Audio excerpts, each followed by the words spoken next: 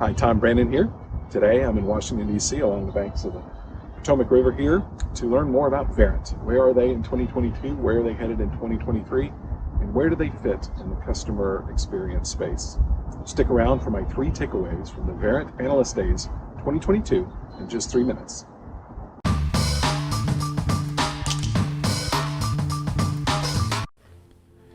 This was my first in-person briefing with Verint. I was admittedly more familiar with who they were in the past, so I was especially interested in learning about who they are today and where they're headed in the future. The event consisted of strategic and deep dive sessions, along with some quality time with the Verint team to follow up and go even deeper, including an amazing meal and taking in some DC sites. Let's go ahead and dive into my 3 key takeaways. Closing the engagement capacity gap.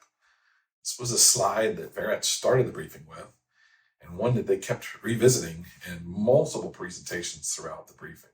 I think this is really interesting because it touches on this challenge that customer demands of what they want to do and how they want to interact are growing.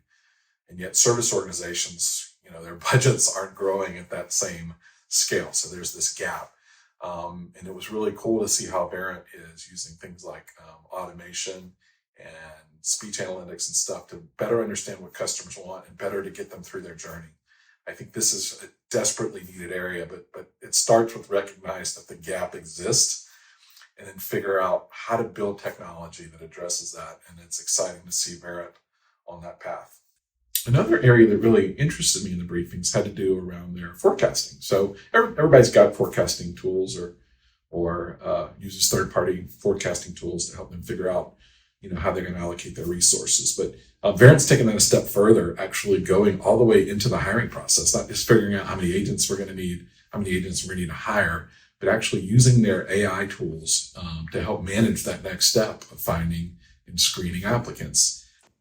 The last thing I want to talk about is a phrase that Verint used a lot, and it's called one workforce.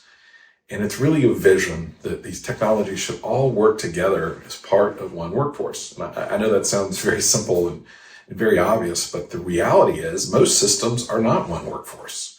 And I know that most of the times that I have to interact with multiple channels or a chatbot and an agent, that it's everything but one workforce. And these things are very, very separate. They're very, very siloed. And they are really not, there's no vision around this concept that these things should work together.